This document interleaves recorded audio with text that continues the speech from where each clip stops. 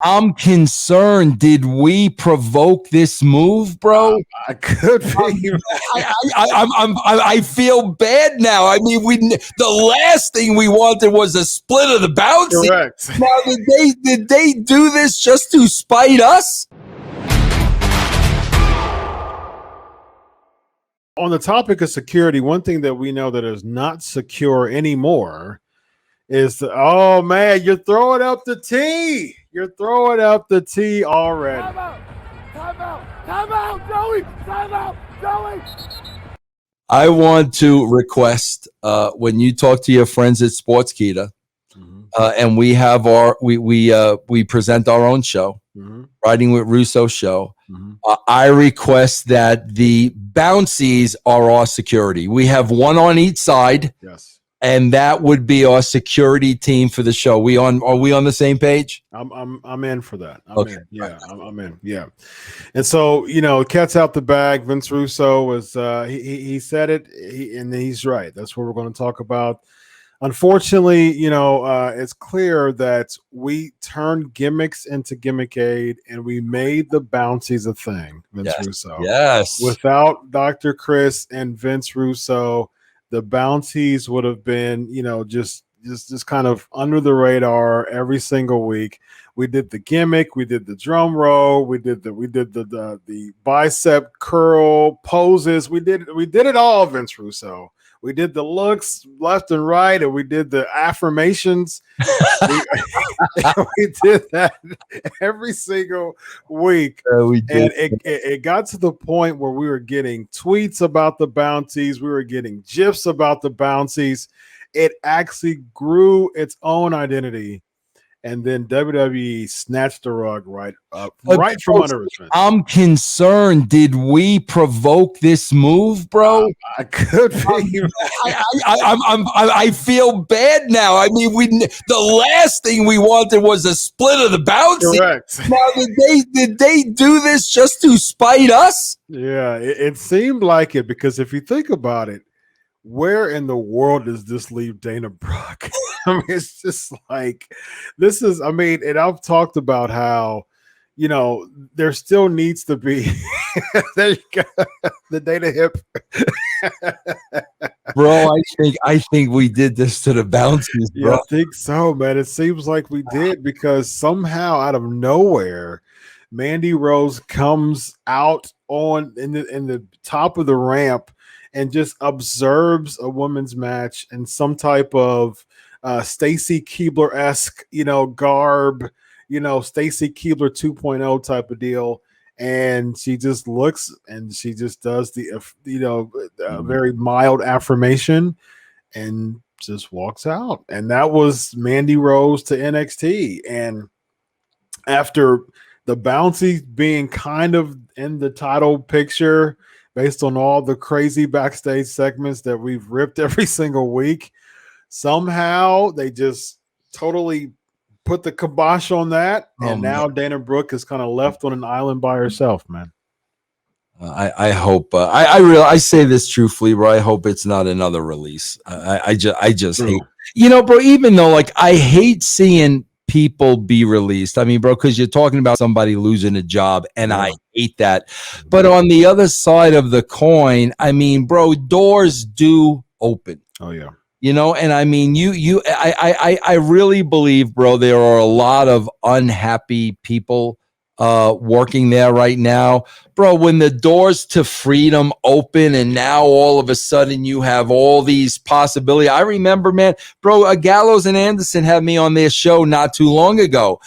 And I mean, bro, these guys were having a blast and having a ball. And in talking to them, I could tell that's not how it was at the WWE. So even though it might be very, very difficult for you at the beginning, man, once you see that the sport, the entertainment field that you loved can be fun again, bro, that's really, really very, very, very refreshing. Yeah, from what I know, and I know dozens and dozens and dozens of wrestlers who've been released from WWE and still keep in contact with them, it seems like the biggest shocker is people just aren't in a position or even expecting to really grind for themselves, because WWE is a promotion, right? And so essentially what the WWE does is the WWE does all of your pushing for the sake of your name and create a name for you. They're going to push. Vince McMahon is a promoter. He knows how to promote. So he's going to use digital platforms. He's going to use local radio stations. He's going to do everything he possibly can. He's going to use print media. He's going to use whatever, magazines, whatever you can.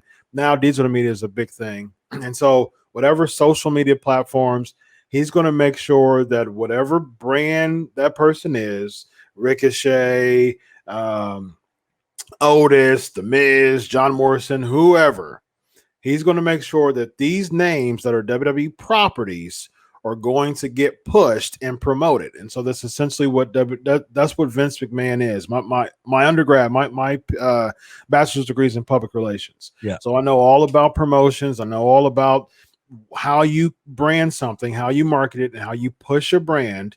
And that's essentially what Vince McMahon is. But when someone goes away from the WWE brand, they become their own entity once again. And so essentially you have to grind it. You have to go to the interviews. You have to make sure that you book the shows, the indie shows. You got to make sure you keep pushing the socials. And you kind of essentially it turns from the WWE doing that for you to you pushing and grinding yourself. Right. And the thing is, there's people who know how to promote themselves that the transition is not going to be difficult. But there's people who have opportunity. WWE really gave them a really, really big opportunity. And without the WWE, unfortunately, even if they promote themselves very, very strongly, a lot of people just really aren't going to catch on to them. And a lot of people fear that. Yeah. Yeah. But I think a lot of that too, though, bro, is a little bit of laziness. Yeah, I agree. Yeah, I think you can get. I think you can get people to latch on, but you've got to get the people to latch on. If you, if you just lay back, bro, and you don't go out and get it, it's not going to happen. And that's my point. A lot of people, they get to the point where WWE's done that for them so much for so many years that they really are shocked. They're like, oh man, now I got to go and grind it. I got to do all this myself. I got to hit the interviews. I got to hit the indies. I got to hit, I got to get PR and have people. I'll give you a perfect example, man. And, listen, maybe you get this word out to them if anybody's listening to this show, but bro, I thought the Iconics were very entertaining, especially Billie Kay. I thought she was very entertaining. So, bro, I was reading an interview somewhere where they started doing a podcast, and I was reading in an interview somewhere where they basically said they weren't making any money. So, bro, I don't know Billie Kay from a hole in the wall, but there was like an email address. It was her email address, and I emailed her. I said, listen, this is Vince Russo. I think I can show you and help you make money in podcasting. I want to help you along. I do this. Yeah. Never heard nothing back. Yeah. Likewise. I've emailed both of them. But that's the thing, bro. That's the thing. When all of a sudden, you're not there, and you've got legitimate people reaching out, bro, you got to make all those connections 100%. And you got to talk to everybody, man. There may be something there.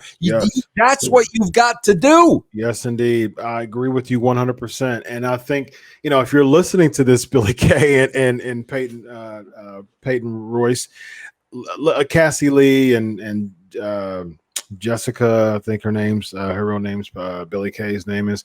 And so listen, I think at the end of the day, you need to understand what it means to promote Jessica McKay. And so I think here at the end of the day, if you're looking at this, understand that you have to start grinding. You have to be sure to make yourself available, make yourself known, and hit the interviews, hit the podcast, hit all those platforms to keep yourself relevant. Yep. You can't expect everyone. Listen, I'm a psychology doctor. All right. So a lot of people have a tendency to, it's here today, gone tomorrow. That's just how people think. 6 months happen and you become yesterday's news. So you got to keep yourself relevant. You got to keep yourself out there. Yep. And so hitting those podcasts, hitting those interviews, responding to people like Vince, who's the former head writer of Raw, has his own podcast network. Someone like myself, who is an ambassador for Sportskeeda, who has over 3 million followers there, and so it's like, okay, you got an opportunity here. So yeah.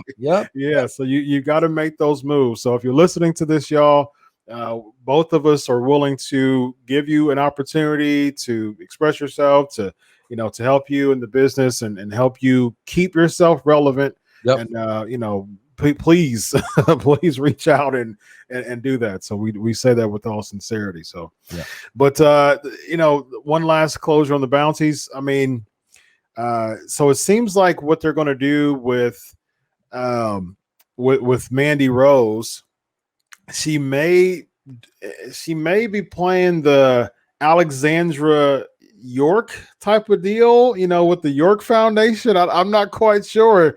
Is she doing the Terry Runnels gimmick? I don't understand what she's doing, Vince, with this. Bro, I don't know. I remember a couple of months she was coming back and she was in the bathtub. Remember, she was taking a bath. I don't know why she's taking a bath. I don't know what. I don't know. She was being around Otis too much, man. He was really. I got to tell you what was really sad to me, though, Chris. I just read an interview from Buddy Murphy. And the one thing, bro, like that, I really think this is a horrible way of doing business. Bro, when I was working with all these wrestlers in every company, bro, if you were on the roster, to me, you are a professional. I am going to treat you like a professional. And all Buddy Murphy talked about, bro, really, and he didn't bury him or nothing like that. But what he talked about was he was kept in the dark about everything. Like, he just didn't know. They wouldn't give him any information. And I'm saying to myself, my God, bro, this guy's a professional. Yeah. This isn't an 18-year-old kid you're hiring to work at McDonald's. Right. This is a professional athlete. Yeah. You can't communicate with this guy what's going on, what you're talking about, what plans you have. Man, I just, Chris, I think that is a horrible way to do business, man. Agreed. And why in the world would you not allow someone to get further into their brand and really put themselves over? I think it goes back to what we've been talking about, as far as, unfortunately, the WWE has put so many people on a ceiling that they don't want people to transcend the business anymore after Cena, right? Yeah. And so, and the problem with that is that it makes your company look bad. Yeah. Because the people that you hire who want to focus and want to spend more time and give you ideas and say all these, Aleister Black did it plenty of times, Bray Wyatt plenty of times. There's so many people. I can go down the list. I mean, I'm friends with JTG plenty of times. He gave idea after idea after idea, and it's like you shoot them down and give them and give them nothing. And it's like, okay, yeah, I'm going to shoot your ideas. I'm going to shoot down 6 ideas and have you sit down on your couch for 8 months before I kind of think of an idea to bring you back, and it only lasts for about 3 weeks. Bro, it's such a terrible way to do business, man. It is. It really is. And it's really unfortunate. And again, the business reflects it. I mean, the product reflects it, and so that's the problem.